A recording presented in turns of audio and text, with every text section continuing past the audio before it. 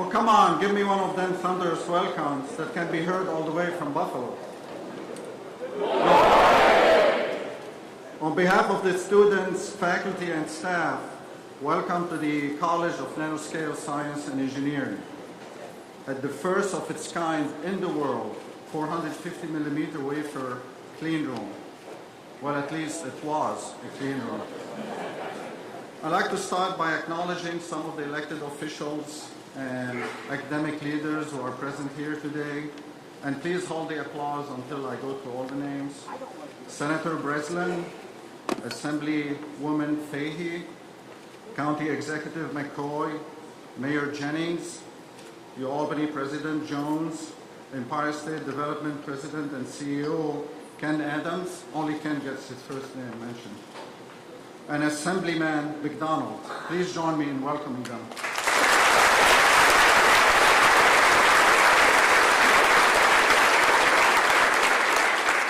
It is always an honor and a privilege to host our esteemed leader, Governor Andrew Cuomo, who understands that investing in nanotechnology means investing in the future of New York.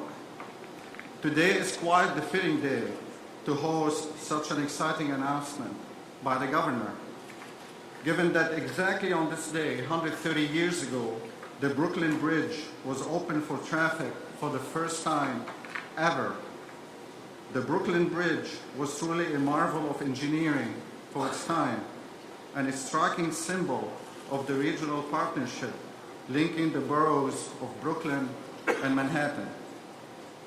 So much in the same fashion, Governor Cuomo's publicly owned and managed public-private partnership model represents a marvel of economic development that links New York's rich history of business leadership to a bright future driven by innovation and entrepreneurship, a future centered around new economic clusters of the emerging industries of the 21st century.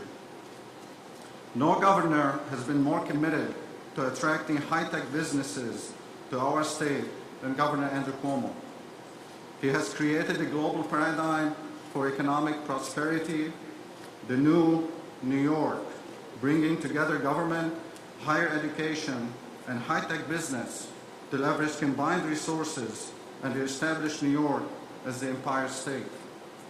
And one needs to look no farther than this complex to know the governor's accomplishments, including streamlining and coordinating the resources of governmental agencies to better serve the taxpayers of this great state, moving the highway next to NFX in record time and under budget, actually $3 million under budget, and in the process, shaving 15-20 minutes off Albany's daily commute. And NanoFab X itself, this building, folks, a $375 million high-tech building, as high-tech as it gets, housing the first 450 millimeter wafer clean room in the world. And under Governor Cuomo's watch, NFX was built in record time and under budget to house the $5 billion global 450 consortium.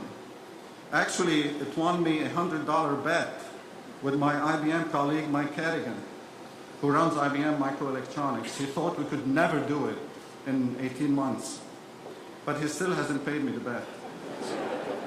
Incidentally, we all owe a big thank you to John Holder, who runs our facilities. Initially, I wanted to name this facility NanoFab West, until John reminded me that I really do not want NFW as acronym for the building. Today, it wasn't that fun. Today, you will hear from our SUNY Chancellor Nancy Zinfer, followed by the Governor, Senate Leader Dean Skelos, Senator Jeff Klein, and Assembly Speaker Sheldon Silver. So I want to end with two historical reminders that you will truly appreciate.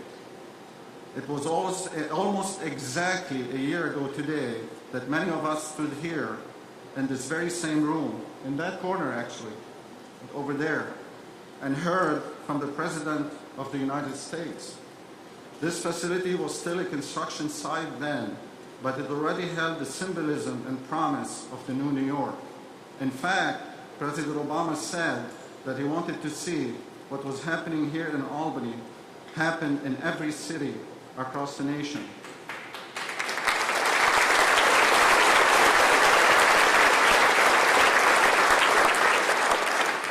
And it was almost exactly 25 years ago that yours truly received a job offer as assistant professor in physics at the university under the SUNY Graduate Research Initiative, GRI, the brainchild of no other than Governor Mario Cuomo. As a matter of fact, I signed the offer acceptance on May 21st, 1988. I kid you not. Actually, my parents did. I was only 10 then. Well, I really was 10. By every measure, CNSC has become a global powerhouse for innovation, education, and economic vibrancy. Over 3,000 jobs on site here at an average wage of $90,000 a job, over 13,000 jobs across upstate New York, and reaching $20 billion or so in private investments. And none of this would have been possible without the vision and dedication of one man. So kudos again to Governor Andrew Cuomo.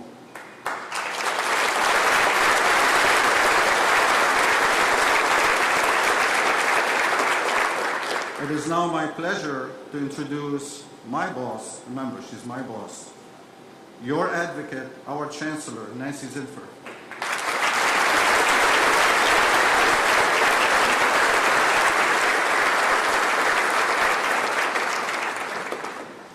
Well, good morning, everybody. I'm really thrilled to be here. It's our pleasure, as always, to join you at CNSC, which has been a major catalyst for economic development across the Capital Region and upstate New York. With partners like Global Foundries, Intel, Samsung, IBM, the Nano College is taking its success to scale, preparing the next generation for high-tech jobs, not only here in Albany, but in Malta, Rochester, Syracuse, and literally all over the state. SUNY is committed to supporting this model of education, one that partners from the state for vision, leadership, and support, and partners with the private sector for training, know-how, and investment.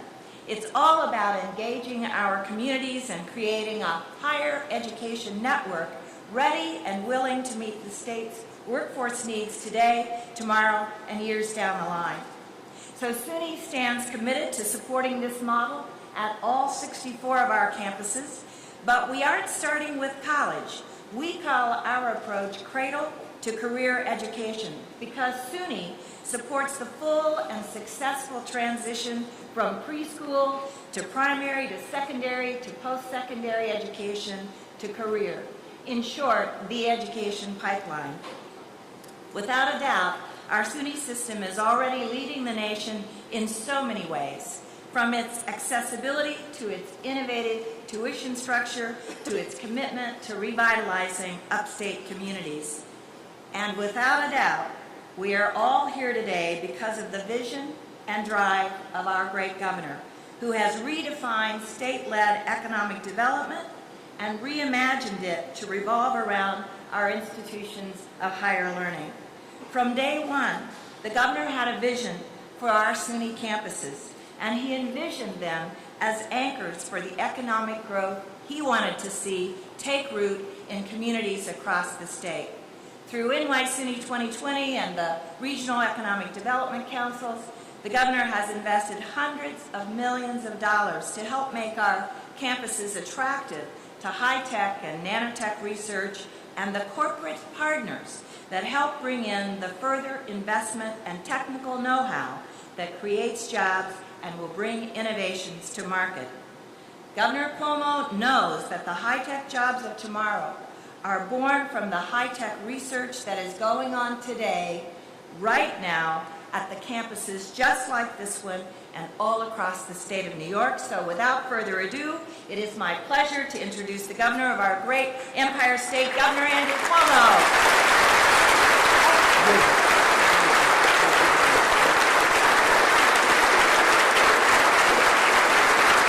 Thank you. Thank you very much. Thank you very much. Good morning to all of you. First, to our great Chancellor. You feel the energy all throughout the SUNY system. She has been an extraordinary leader, and we're lucky to have her. Let's give a big round of applause for Chancellor Nancy Zilfer.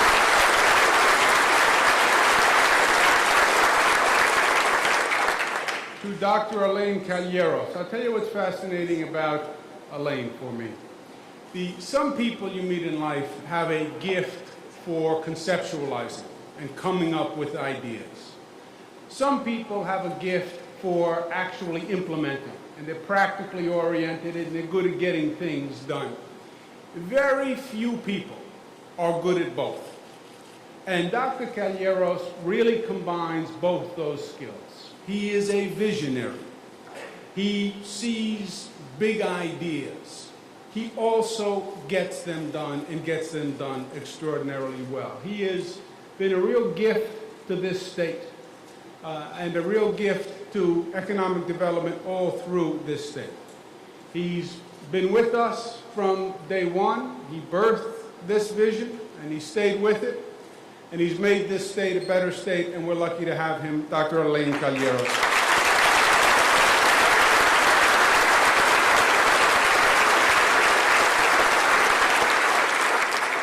I'd also like to acknowledge my colleagues who you'll hear from in a while who are here. Senate Majority Leader Dean Skelos, thank you very much for being here. Senate Majority Leader Jeff Klein, and Assembly Speaker Sheldon Silver. Let's give them a round of applause.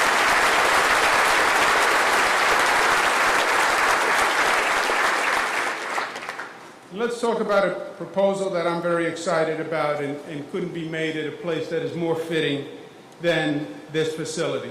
The priority for this state, the number one mission, is about creating jobs, creating economic opportunity. The best thing we can do for Mayor Jennings and the City of Albany or County Executive Dan McCoy, get the economy running. And if the economy is running, it's generating resources, and if it's generating resources and revenues, then they'll take care of the rest.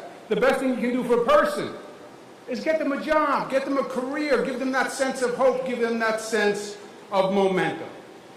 We've had recently good news on that field. The unemployment rate has been the lowest it's been since 2009, and that is good news. But the overall picture is an economy that hasn't been doing well nationwide and hasn't been doing well in the state of New York, and especially in upstate New York, that has been dealing with a struggling economy for decades and decades. Some part of this state, we are in second or third generation of people who have been dealing with a declining economy.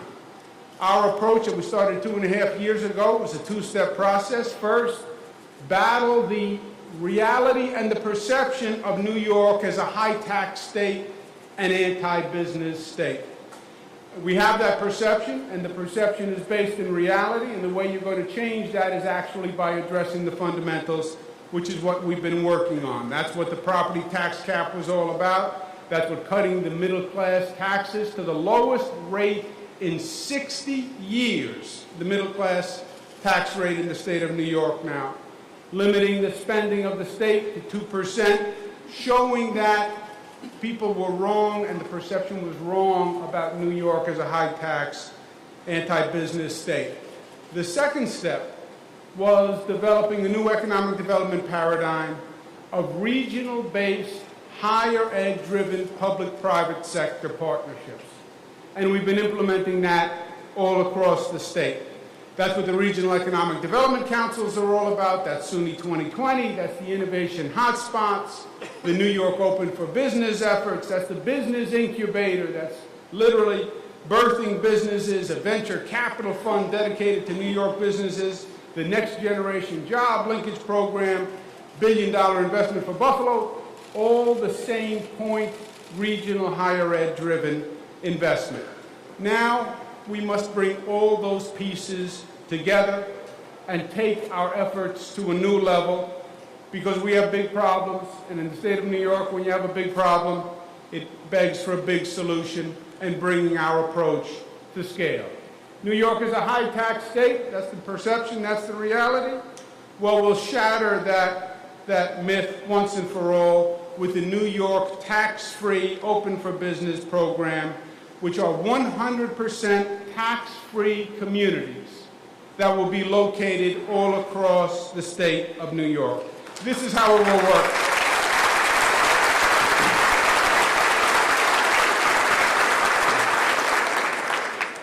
It's built on these facts. First, we know that the new economy is growing from higher education. That's the way it's working all across the country. That's the way it's working all across the globe. We know that the state of New York has a great asset in our public and private higher education system.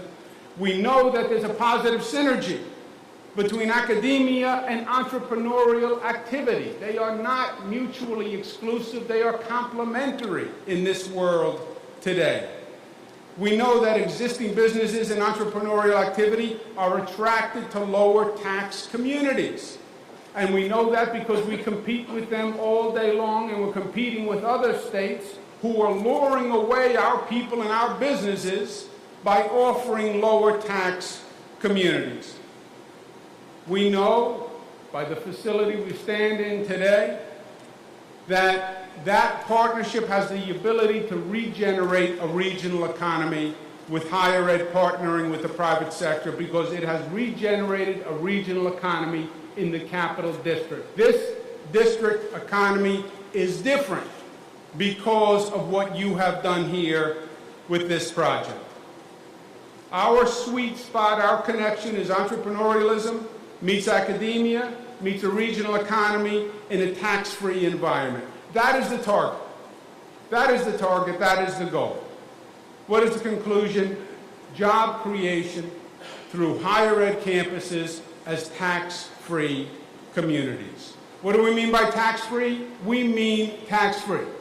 We mean no business taxes, no corporate taxes, no sales tax, no property tax, no franchise fee, no income tax for the owner of the company or the employee. A 100% tax-free zone, so no state in this nation can offer any advantage that the state of New York isn't offering. Who would be eligible? Businesses that create net new jobs, companies that come in from out of state, new businesses, but this is about new job creation. What do we mean by community? We mean the SUNY campuses all across the state and 200,000 square feet that would be adjoining those campuses as tax-free spaces. The tax-free areas would be built on the 64 SUNY campuses that are all across our state. SUNYs are predominantly located across upstate New York. Also, a 3 million square foot pool of eligible space for private universities. So the private universities would also be part of the program. And in addition, an additional 20 strategically located state-owned zones that are state-owned assets now, where we believe economic activity could be located. When you add up the eligible space for the tax-free program, it comes out to about 120 million square feet.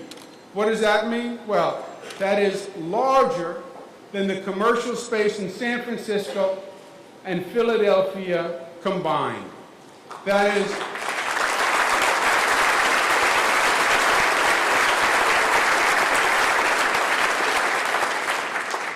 it's larger than the total office space in Buffalo, Rochester, and Syracuse combined. So it is a significant amount of property. It is also centrally located. 93% of the entire state lives within 15 miles of a SUNY campus, 97% within 20 miles of a SUNY campus. It builds on all our past efforts, so it is totally consistent with the continuum that we have put in place, but it takes it to a new level. And this is a state that was born from bold ideas, and I believe will be reborn from bold ideas. You put together a tax-free environment with the great state of New York, and that is a winning combination. What could be better than that? And that's what the tax-free New York program is all about, and that I'm going to be working on with my colleagues in the legislature over the next few weeks. And let me say this in closing. The past 2.5 years we have made great progress in this state. And I credit my colleagues in the legislature who are here, but we have made this state a better state.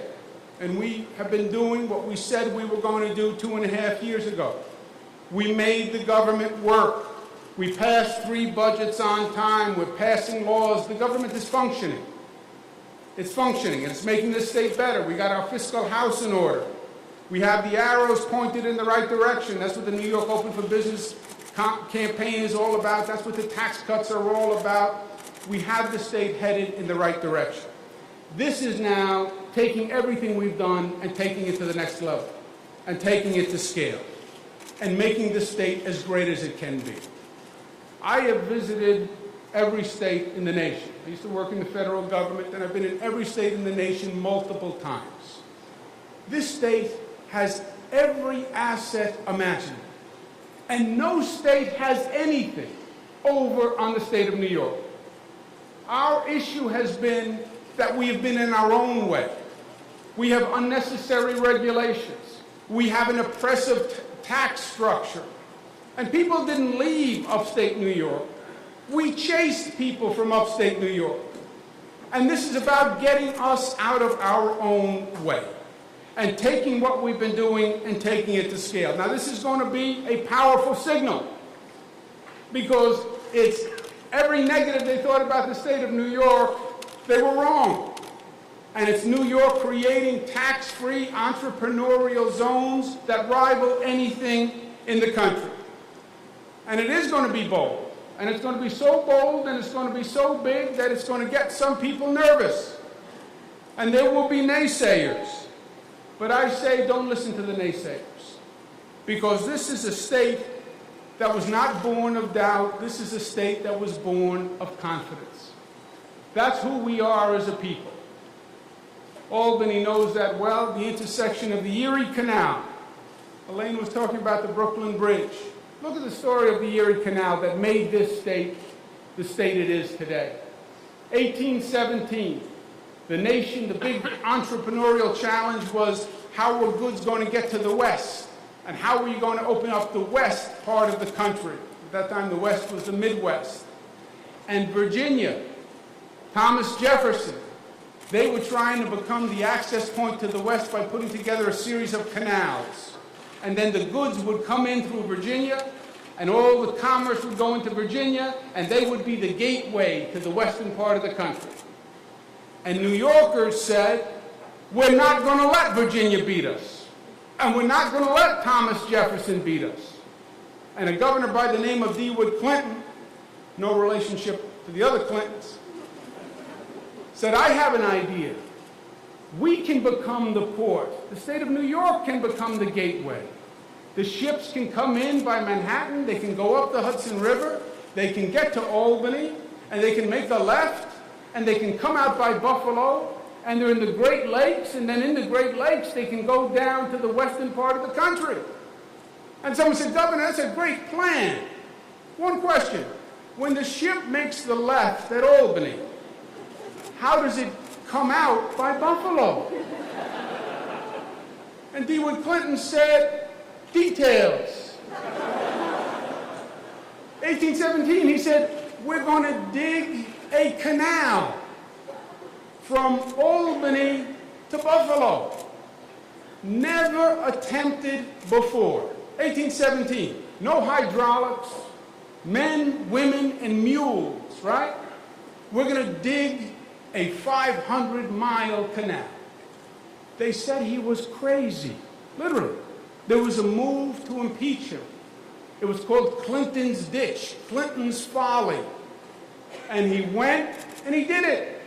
1817, they built the Erie Canal on time and on budget. They did it in about 7 years. And it opened up this state and it opened up this nation. We were born from dreamers. Nanoscale. Elaine Callero's talking about nanoscale. When he first started talking about nanoscale, they probably thought it was a greeting from a Star Trek episode, right? Nanoscale. Nobody had heard of it. But he had a vision and he had an idea. And that's who we are. Yes, We are dreamers, and we are a state of dreamers. But we also have the courage and the capacity to turn those dreams into reality. That's what you have done here. That's what we have done generation after generation after generation. And that's what this generation has to do for this state once again. Every generation renews the state for the next generation. Right? At the end of the day, we want to leave this home, this place, a little better than we got it. And we want to leave our children a home a little bit better than the home that we have. And our home is the state of New York. We are on the right direction. We are on the right trajectory. The past 2.5 years, the state is going in a direction it hasn't gone before. Now, let's take it to the next level. This tax-free New York, changing what they believe, changing what they know, investing in New York in a big, big way, will take us to a level that we deserve to be at, and will make this state the Empire State once again. Thank you, and God bless you.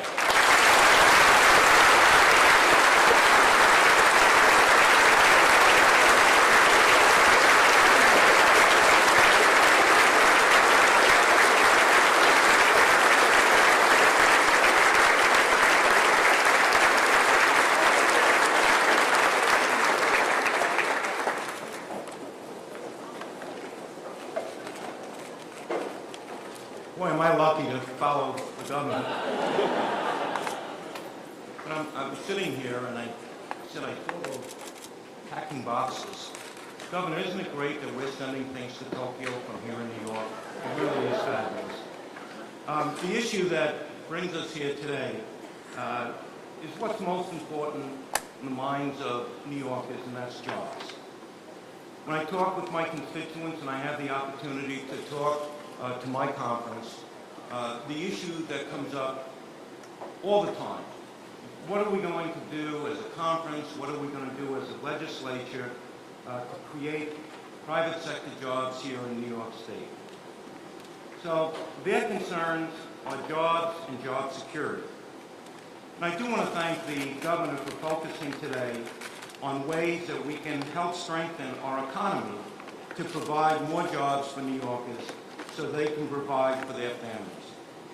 What we are talking about here is making New York more economically competitive to attract new businesses and also create a climate where businesses can stay and expand. To do that, we have to provide more tax relief for the job creators. My conference has fought to reduce the tax burden on large and small businesses, and we have worked together as a legislature to reduce their costs of doing business, but we have to do more. We need to improve our overall tax structure, as the governor has mentioned, and to make it friendlier to businesses. We need to reduce red tape and regulations that choke off job creation instead of encouraging it. The governor and I, along with Speaker Silver and Senator Klein, have had several meetings to discuss ideas to accomplish these goals. And they are productive, solid meetings. I'm looking forward to working with the governor to move this proposal forward and develop a plan to expand the economic activity that is being generated on and around our SUNY campuses, and to growing our economy across the entire New York State. We need to lay the groundwork for more progress, and we need to do everything we can to retain and attract businesses and jobs. The concept we are announcing today has the potential to strengthen our economy and build a strong economic foundation here in New York State. Thank you for allowing me to be with you today.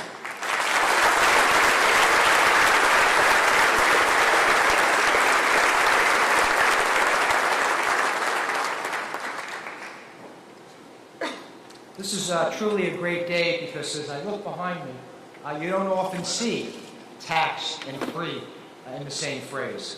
And I think that's thanks to our governor for his leadership, and I think he deserves another hand, everyone.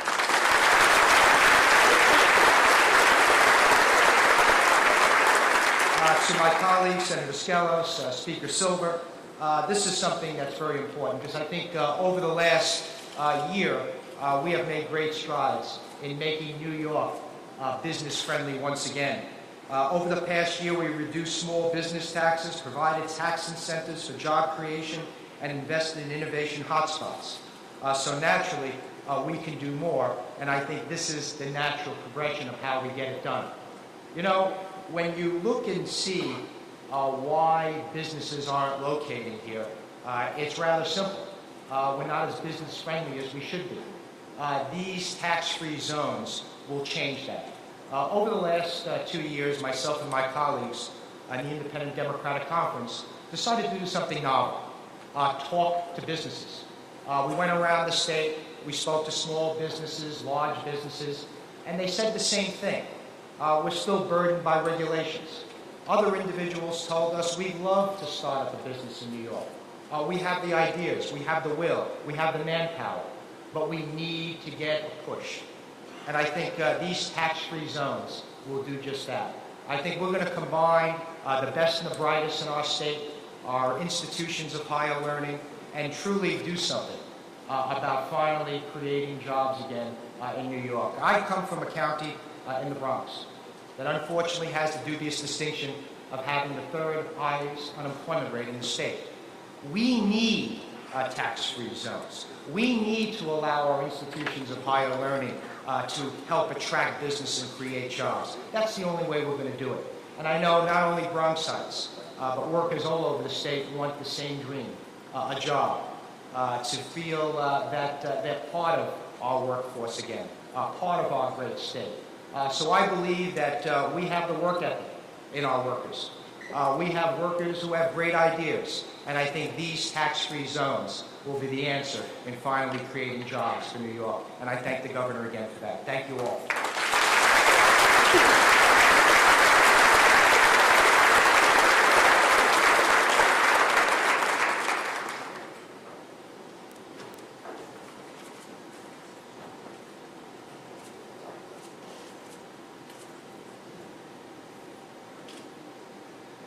Well, first, let me acknowledge the Capital District members of the New York State Assembly who are present here, Pat Fahey and John McDonald, and also the other members, Phil Steck and Angelo Santabarbara, all of whom have been advocates for regional economic development and supporters of this facility. May I say what a delight it is to be back on the campus of our world-class College of Nanoscale Science and Engineering. You know, back in 1994, when I first became speaker, Professor Elaine Calieros came to me, and he was looking from the Assembly discretionary money for seed money to build a clean room for nanoscale technology here at the University of Albany. Well, I really thought it was a wonderful idea. I truthfully admit, had no idea what he was talking about. But with the encouragement of our then Albany delegation, we decided to invest $5 million in whatever he was talking about. So I never dreamed that he would deliver on that promise to the magnitude that he has delivered on that promise. But I will tell you this, Dr. Calieros, you are truly among the state's most valuable economic development assets.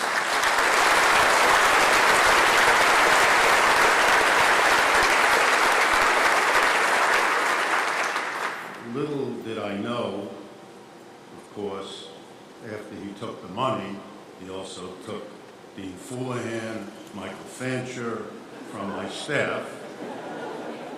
But sometimes you have to make sacrifices for the greater good. And the greater good that we're talking about today is jobs. We all know that our economy is undergoing a technological revolution. And in many places in our state, times have been tough. But if anyone doubts our commitment to building a stronger, job-creating, 21st century, innovation-based economy, this New York Works tax-free New York program should put those doubts the rest. Governor, speaking for my colleagues in the Assembly, I commend you for advancing this bold initiative. I and my Assembly colleagues have always believed that our colleges and universities and community colleges are New York's greatest competitive advantage and should be the engines that drive our job creation efforts. Through the Tax-Free New York program, we'll transform vacant campus space and land into new jobs, new construction jobs, new private sector jobs, and all of the related opportunities that spring up around areas of economic activity. At the same time, we are both honoring and enhancing the academic mission of our colleges and universities. We are enriching the academic experience for our students, and by creating new jobs, ensuring that local graduates can find rewarding opportunities at home and not have to abandon their communities for good jobs and professional advancement. We're promoting the advancement of emerging technologies and gaining all of the benefits that come with innovation by ensuring that everyone in the community will benefit. May I say it's fitting that CNSE will be the model. If anyone can nurture a good idea into great progress, it's Professor Elaine Calieros. Speaking for the Assembly, we look forward to taking up and passing an agreed-upon legislative package that establishes the Tax-Free New York program, and we look forward to the new job growth that it will generate in our state. Thank you, Governor, again.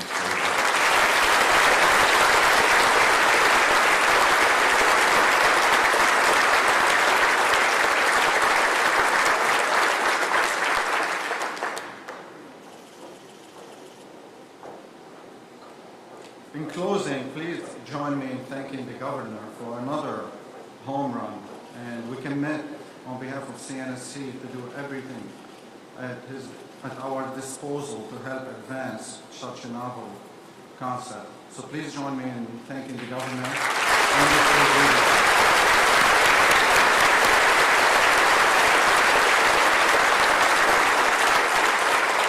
The Chancellor and I decided to move to one of the tax-free zones. Thank you, everyone.